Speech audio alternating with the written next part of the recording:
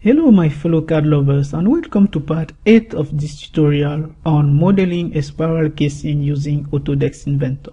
In this part we are going to be working on stiffeners, this beautifully crafted piece of sheet metal plates that hold the structure together when it is under pressure and vibrations induced by the turbulent flow inside the casing.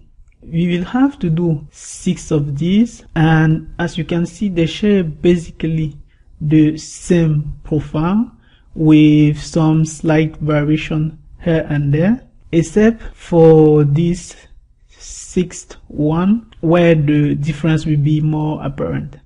Because we don't want to be creating the same profile again and again, what we are going to try to do is to reuse the maximum amount possible of the work we will be doing for this first one. We are going to start the process in the master part, where we are going to create a work plane from this work plane 19 and at this 150 distance. Then we are going to add a bunch of parameters which will control the external profile and the internal profile. As you can see, there are plenty of parameters to be created. Okay, so let's go back to Autodesk Inventor and right away let's jump to the master part. So we will have to come back to the work plane 19 and make sure it is visible. Then we will create an offset plane using this option offset from plane again, and we will input minus 150 millimeters. Right away we will rename the created plane WP22. Then we will start adding user parameters. To do that, we will move until we reach the bottom, so that we have these user parameters. Then we will click on add numeric. So the first parameter we will add will be stiffener corner 1 radius. So the value is 60 millimeters for all the sheet metal components. So we will have a single input for all the components, which is a good thing. This one will be stiffener corner 2 radius, which value is always 20 millimeters. So the first one will be stiffener corner 1 underscore radius, and the value is 60 millimeter. Now we copy this one, Ctrl C. Then for the next one we will again click on add numeric. Then we will Ctrl V and rename this corner 2 radius. This time we will have 20 millimeters as the value. For the next one, we will have this stiffener main angle, which is this value. So for the first stiffener we will have 27.5 degrees. For the second, 30 degrees. For the third we will have 40, 42.5, 45, and for the last one again 45 degrees. So add numeric. So Ctrl V, we change this to main angle. Now we want the unit to be decreased, so we will click onto this field and we will select angularity, expand, and then decrease. Or we could also have inputted DEG to mean decrease. Okay, so now we want the value for the first one to be 27.5, and this should be main angle 1. For the stiffener 1, Ctrl C to copy it, then add numeric, Ctrl V to paste, main angle 2, we rename this again first, so it's 1, then enter. We want this to be in degree also, then the value is 30 degrees. add numeric again. For the third one, 3, decrease again, and the value should be 40. Then enter the fourth one. So now 42, and we want decrease, and we make sure that we remove the millimeter at the end, and for the next one we want decrease,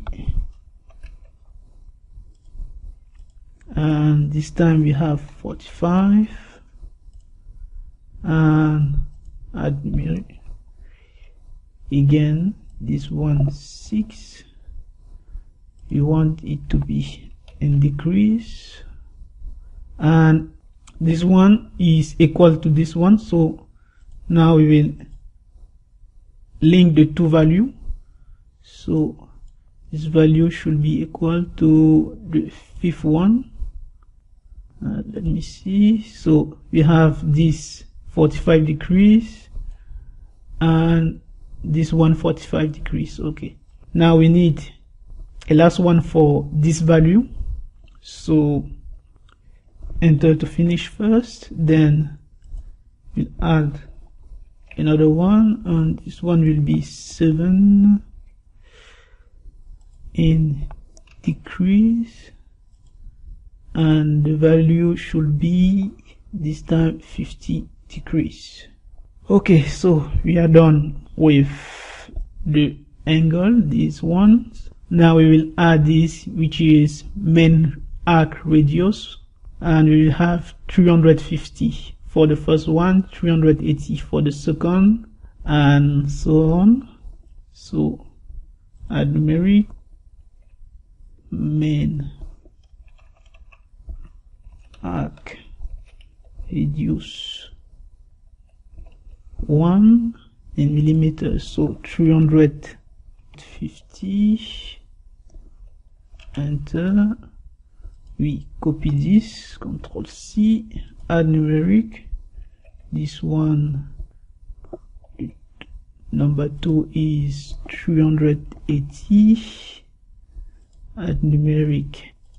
Now number 3 is 420, 450 and 480. So this one should be 380. Enter. Then a third one, this one 420, add numeric again for 450, add numeric, Ctrl V. For the fifth, I believe was 480, and then the last one should be this one, which is at 490. Numeric number 6, 490. Okay, now the next one is this corner 2 radius. Okay, already done, and we want to copy this anyway because we have this distance, which is shared by the two first stiffeners, first one, second one, and we have this distance which is shared by these three components, so 3, 4, 5. And we have a different value for this one, which is 620. We will have an additional one for this, but we will not use a specific parameter for that. We are going to input this distance directly in this part when we will be there.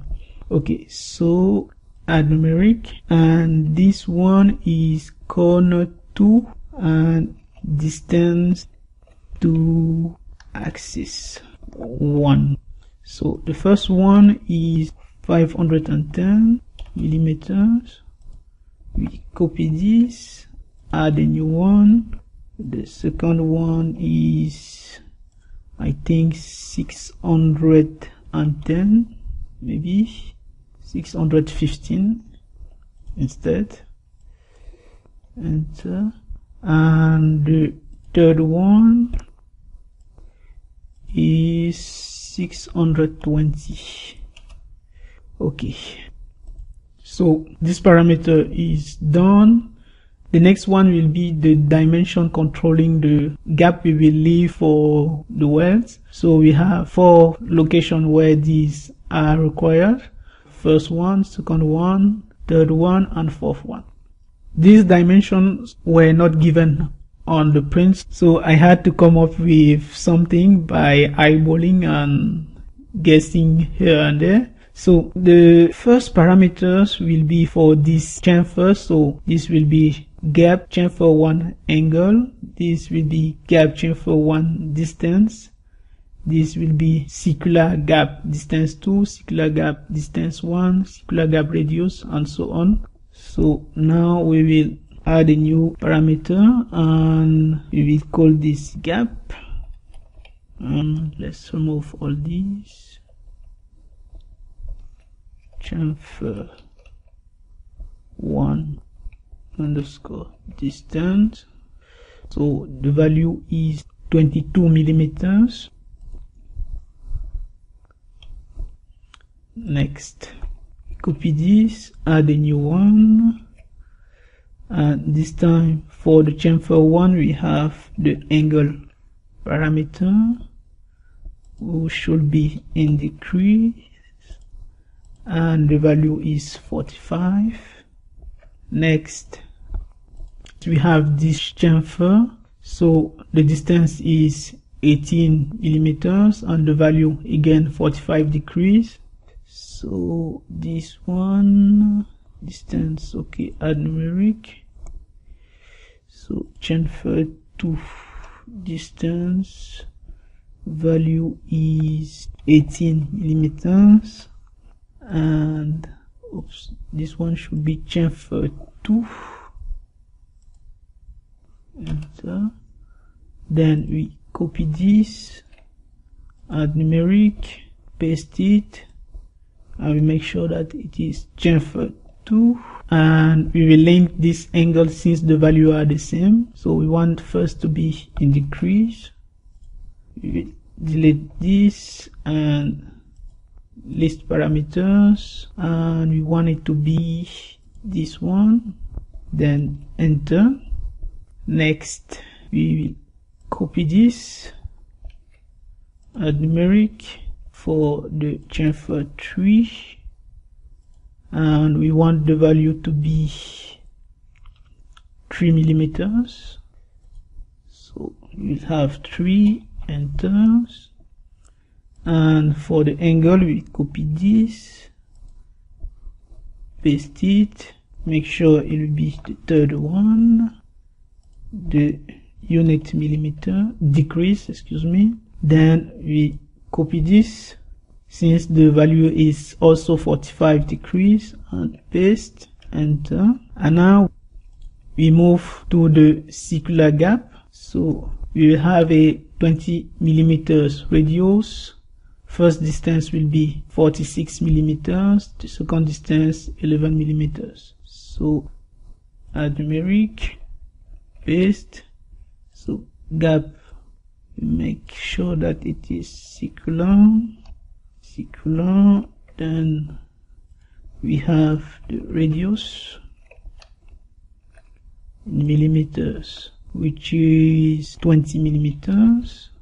Then copy again, add numeric. We want the first distance to position the center of the opening, which should be 46 millimeters. And to finish, so this one should be distance 2, and the value should be 11 millimeters.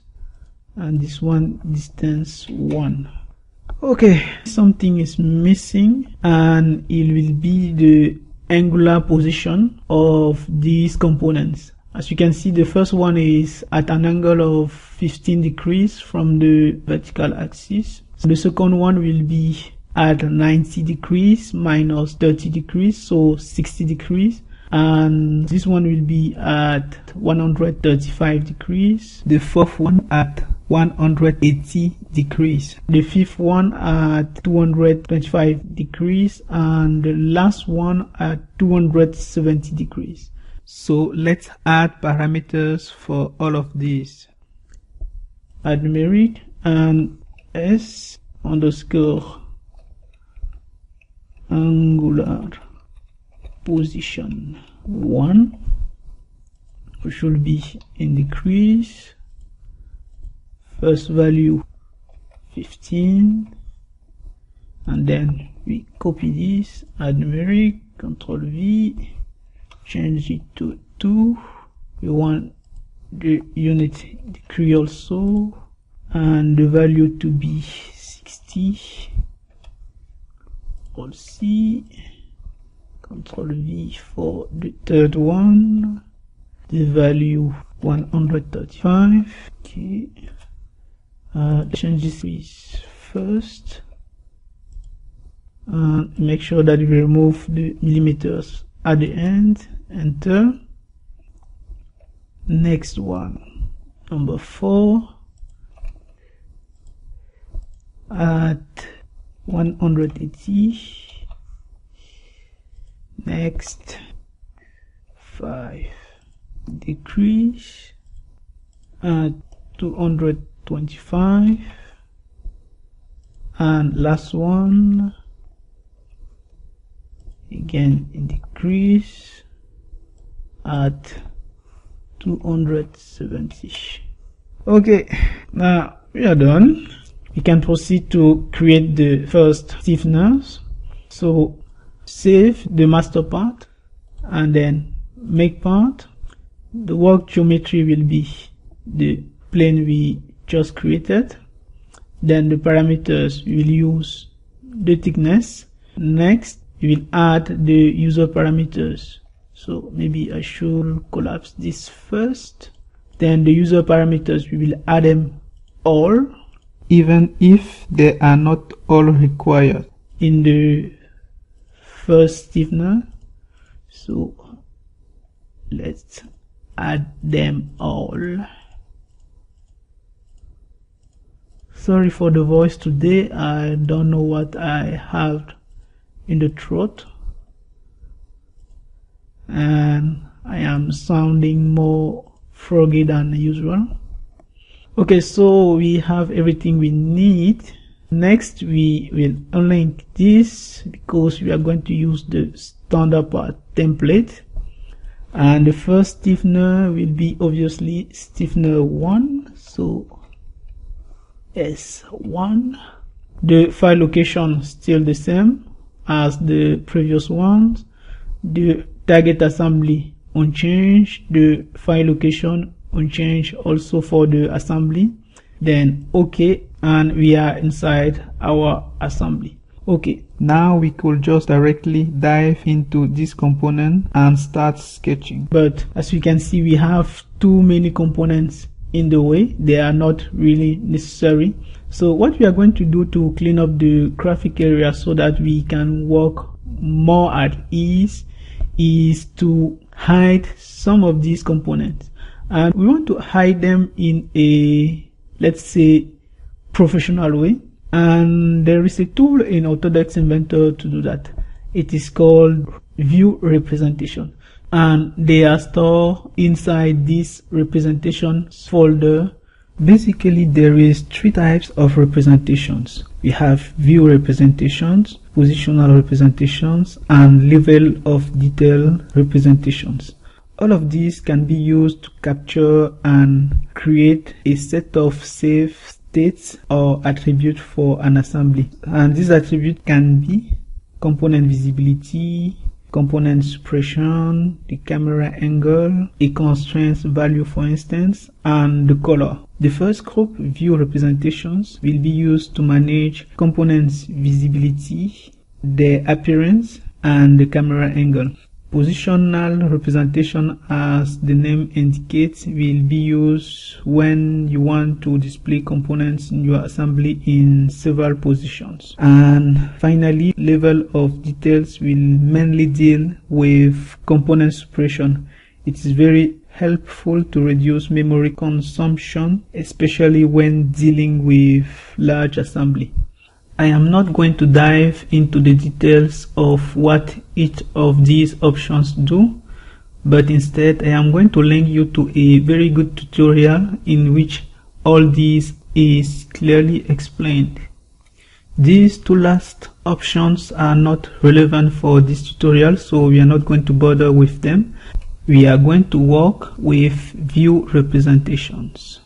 Here we have this default view representation, which basically always show everything in the assembly.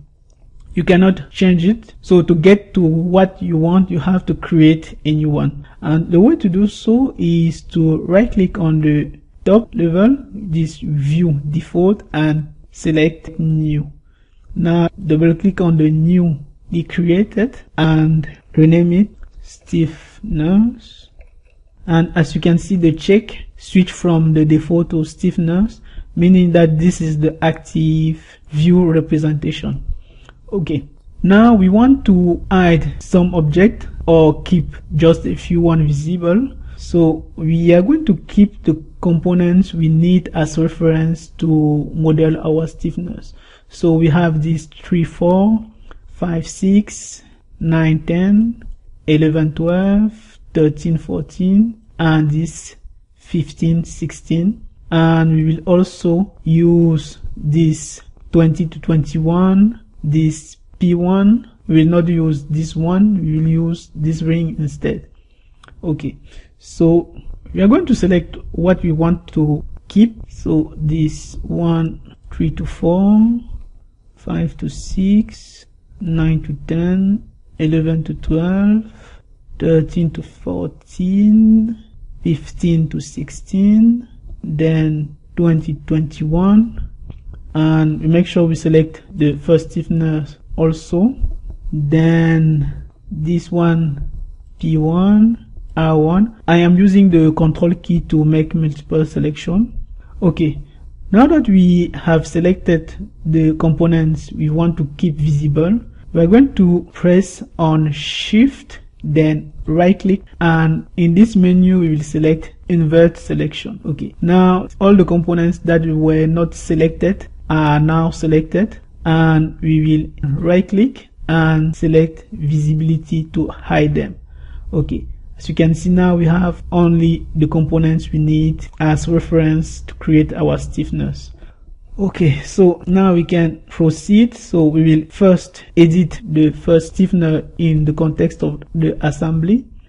And the first thing we will do is to hide this plane. We do not need it right away. So select it, right click, visibility to hide it. We will show this YZ plane, so visibility, and this Z axis. And we are going to use these two as input to create the angle plane onto which the stiffener profile will be sketched on.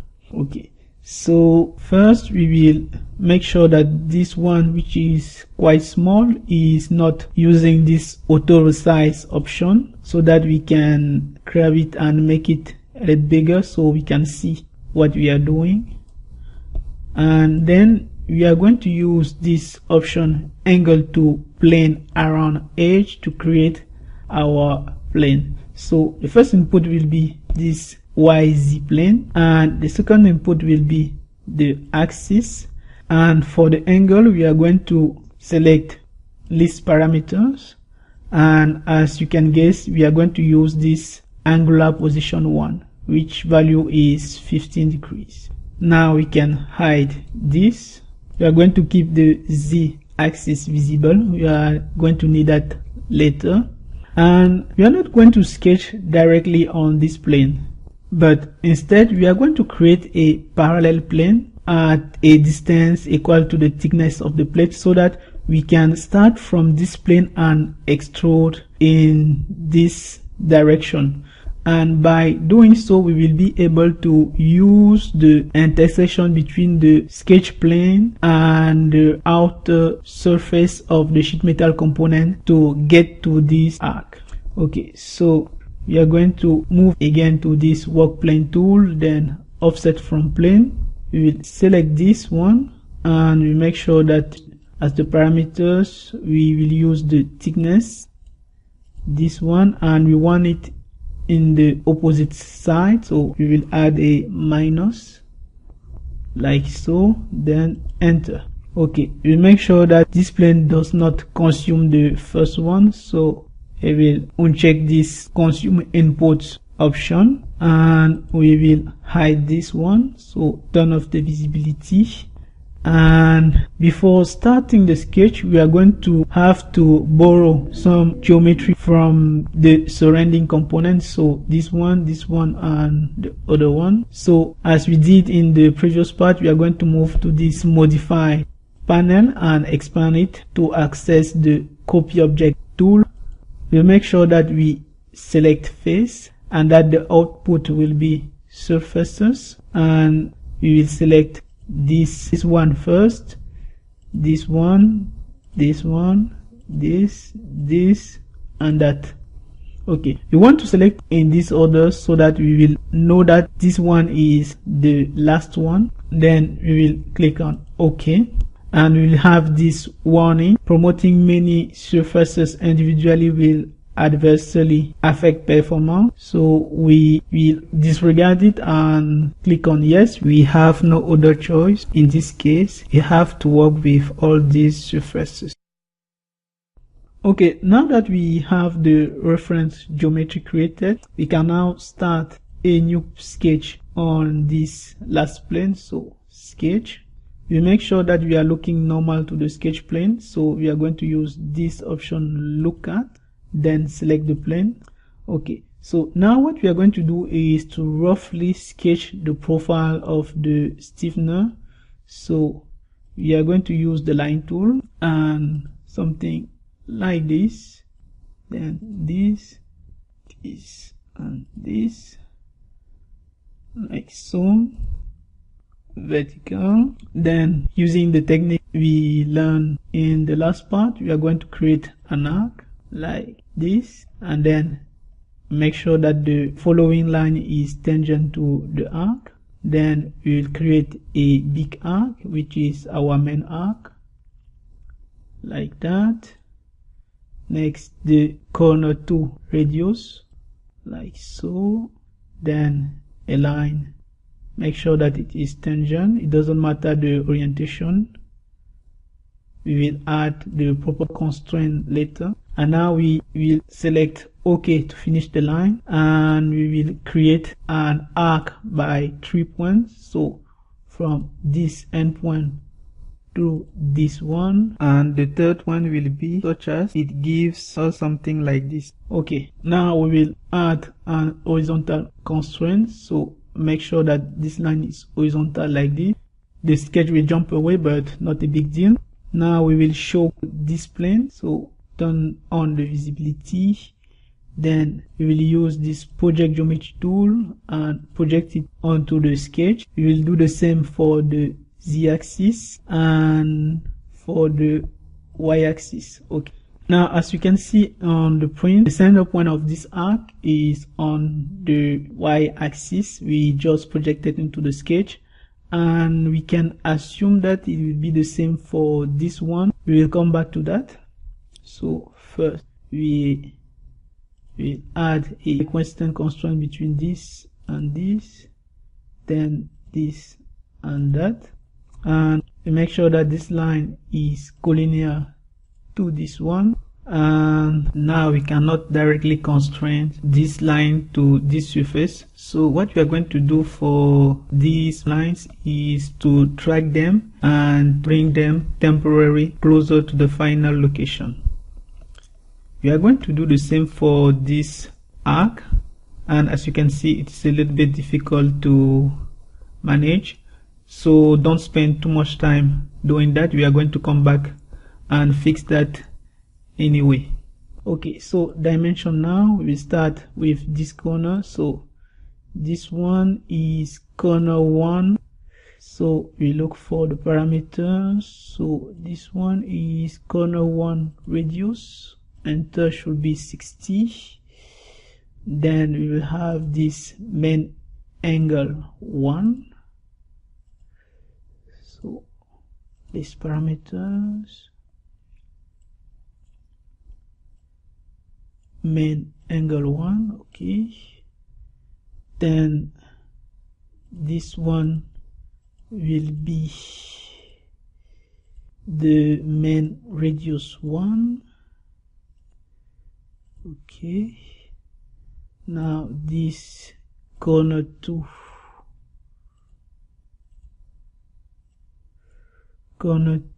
radius, which is 20 millimeters.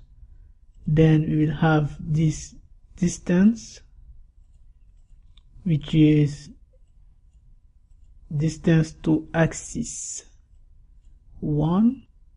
So okay, and I think we have everything for now. So the next step is to make sure that we have this edge matching the surrounding components, and the way to do that is to use the silhouette edge from these components.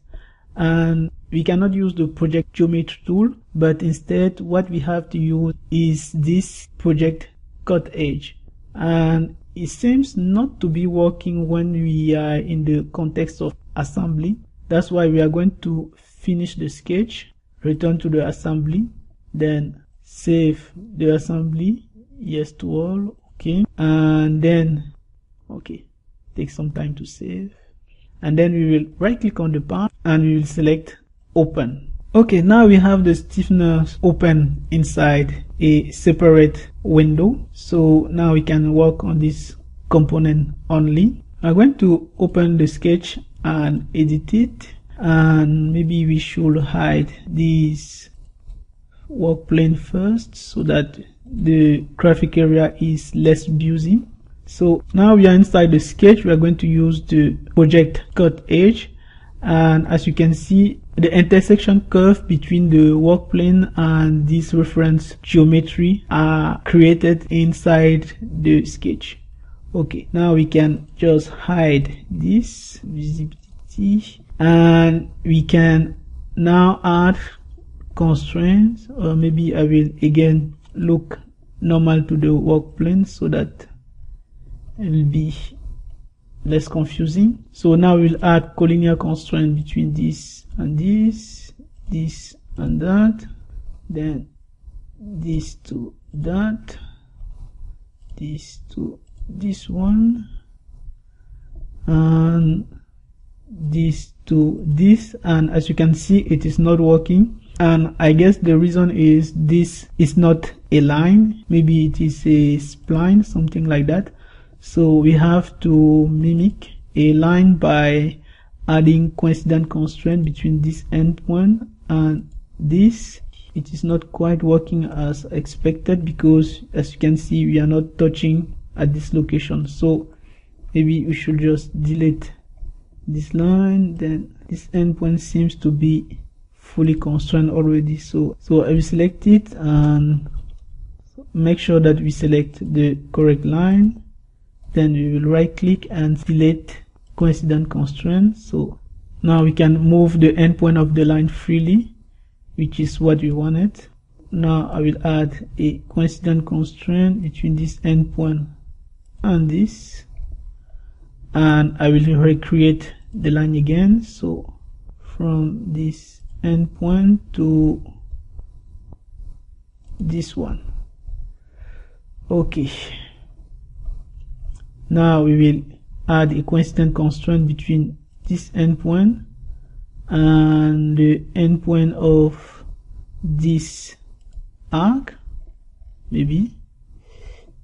Then we make sure that this line touches this one, and as you can see, the internal arc is fully defined.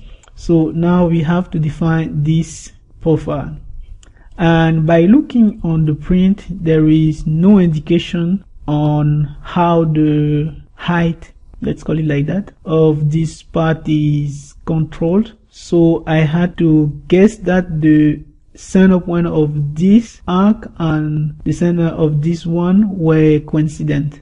So with that assumption, we will make sure that the two arcs are concentric. So this and that concentric. And now the profile is fully defined. But you can see here there will be some interference if we keep the geometry as it is.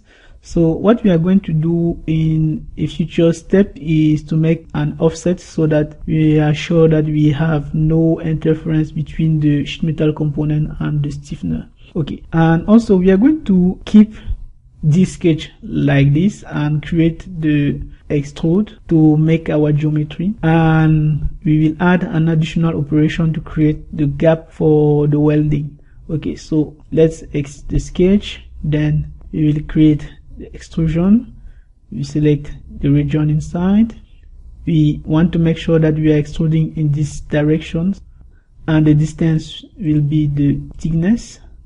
Then okay, now we will create the gaps for the weld. So I will start a new sketch onto this work plane, and I'll make sure that I am looking normal to the work plane.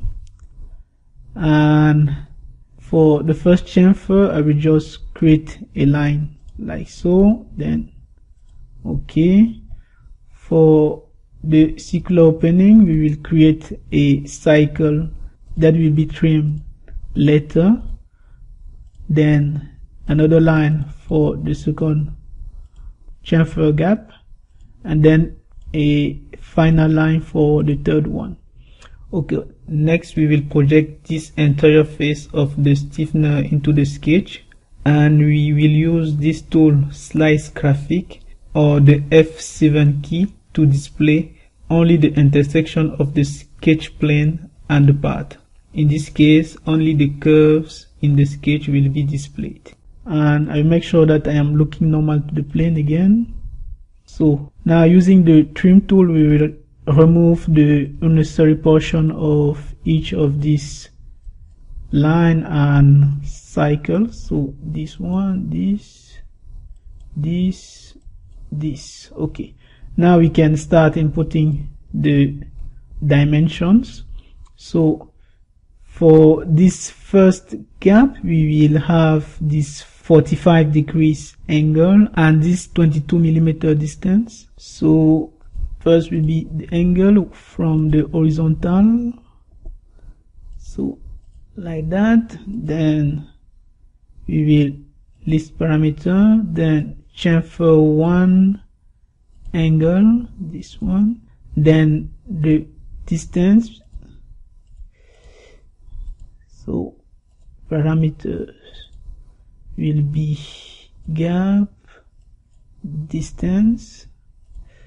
Now for this we have this, and the value should be gap circular radius, this one, then a distance 1 of 46 millimeters here.